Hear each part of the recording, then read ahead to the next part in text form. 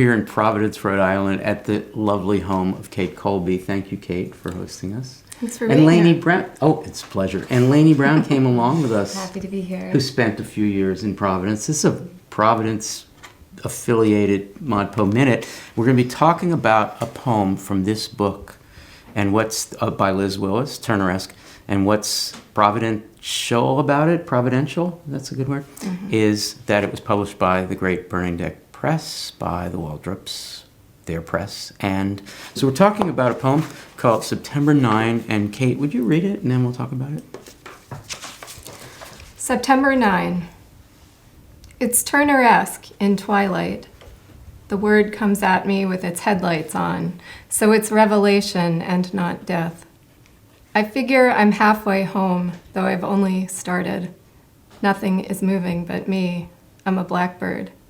The neighbor's in labor, but so am I, pushing against the road. Physics tells us nothing is lost, but I've been copying time from death and can't relent for every job the stars drop on my back.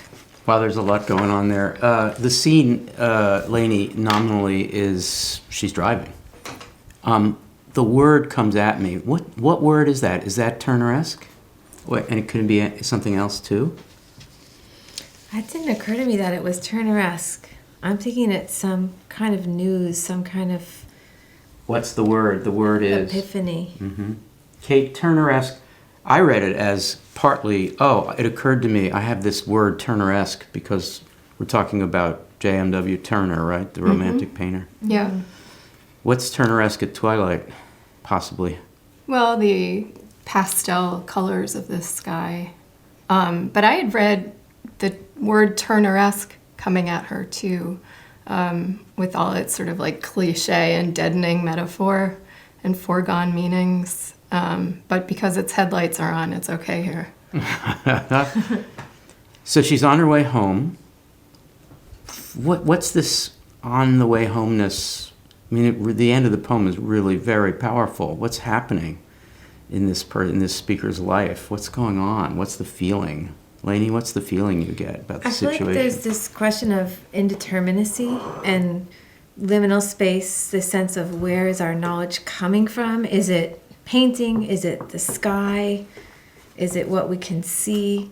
Kind of what's illusion and what is real?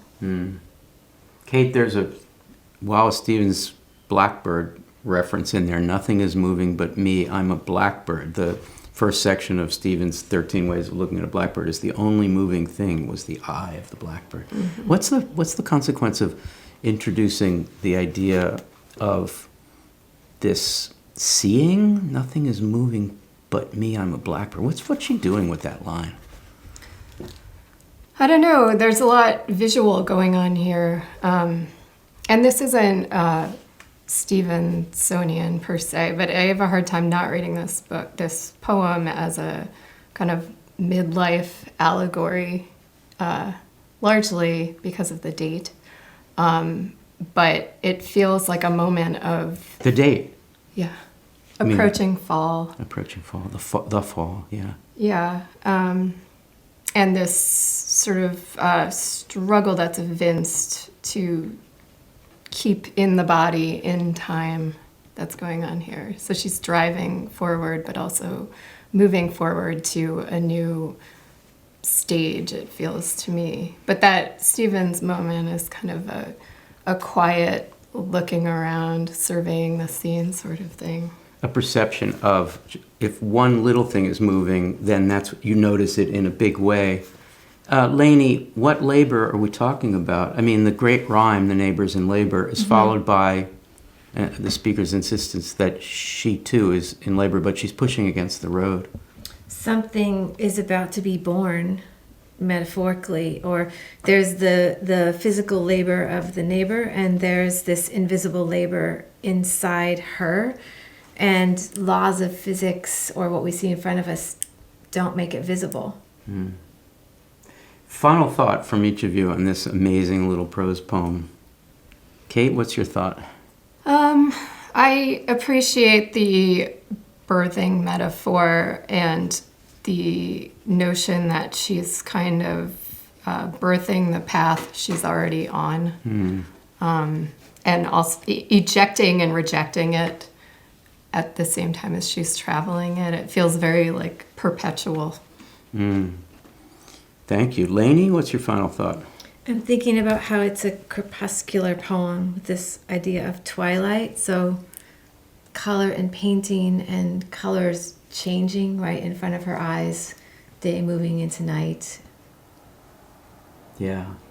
I guess my final thought has to do with Turneresque. It becomes the title of the book, so it's significant in that sense.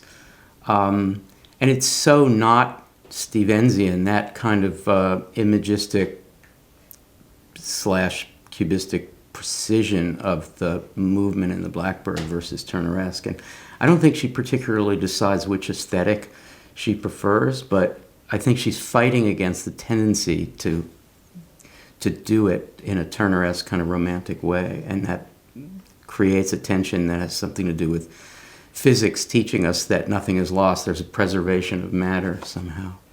Thank you both. This was great. Thank you. If you liked this episode, watch another and subscribe. And join us for ModPo, a free and open course at modpo.org.